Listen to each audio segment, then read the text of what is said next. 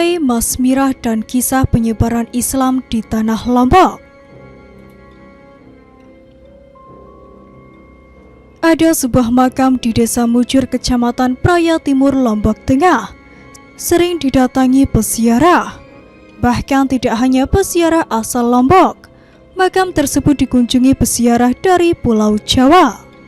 Makam tersebut merupakan makam Kiai Masmirah, seorang ulama yang menyebarkan Islam sejak zaman Kerajaan Pejanggik.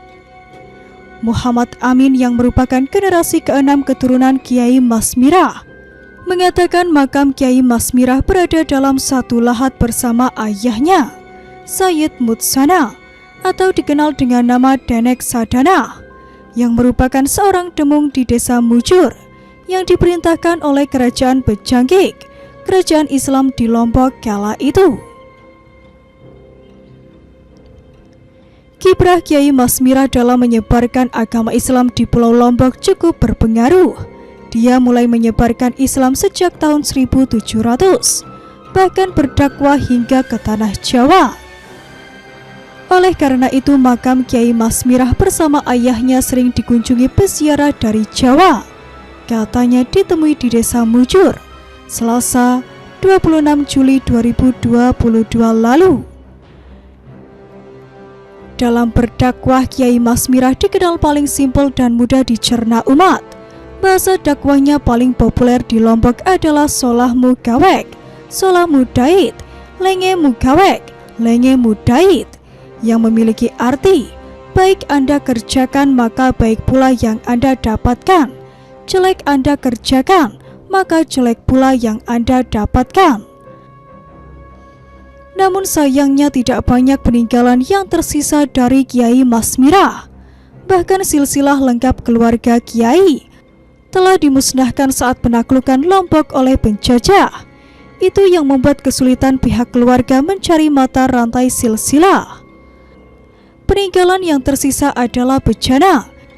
Itu pernah didatangi Dinas Kebudayaan untuk didaftarkan menjadi situs purbakala, ujarnya kala itu. Air yang dimasukkan dalam bejana tersebut diyakini dapat menyembuhkan orang sakit, sehingga banyak masyarakat mengambil air pada bejana tersebut untuk pengobatan.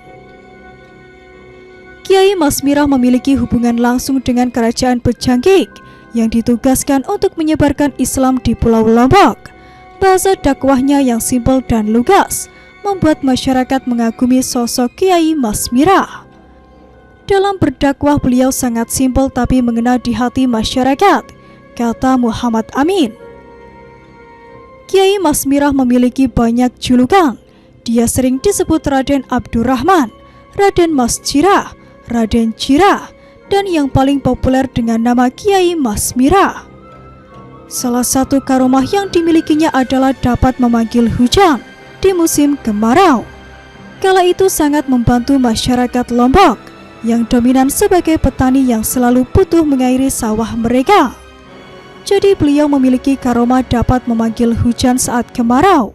Itu merupakan karomah beliau yang dapat membantu masyarakat, ujarnya lagi.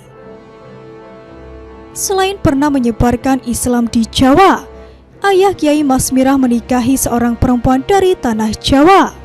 Langkah tersebut merupakan penetrasi damai dalam menyebarkan Islam tanpa pertumpahan darah, yaitu dengan pernikahan atau dengan cara tasawuf. Hal itu yang memicu baik ayah dan Kiai Masmirah sangat dikenal di sebagian masyarakat Jawa. Makam Kiai Masmirah berada tepat di belakang aliran sungai yang teduh. Bahkan di tengah sungai memiliki sumur dangkal atau lingkok dalam bahasa Sasak yang digunakan Kiai untuk berwudu. Hingga kini sumur tersebut tetap berdiri dan kokoh. Makam tersebut dahulunya tidak tertata rapi. Baru pada 2016 silam dilakukan pemugaran makam untuk memudahkan peziarah.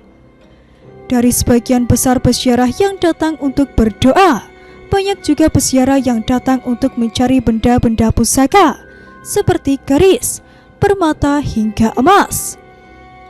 Muhammad Amin mengatakan, sering peziarah mengaku mendapatkan benda pusaka saat bertapa di makam tersebut. Ada juga cerita unik Jika peziarah bertapa salah posisi, tiba-tiba saja tubuhnya seperti ditendang sosok tanpa wujud. Itu sebagai isyarat agar peziarah memperbaiki posisinya berdiri saat berada di kompleks makam keramat tersebut. Ada peziarah yang niat bertapa tapi salah arah akan ditendang. Itu sebagai isyarat agar peziarah memperbaiki posisinya, ujarnya. Sosok Kiai Masmirah tidak terdokumentasikan dalam buku atau foto, namun terkadang Kiai Masmirah menampakkan diri di musola saat orang sedang sholat. Saya antara sadar dan tidak sadar, pernah suatu ketika didatangi persis di samping saya saat sholat di musola, namun sekilas saja, terus menghilang, katanya.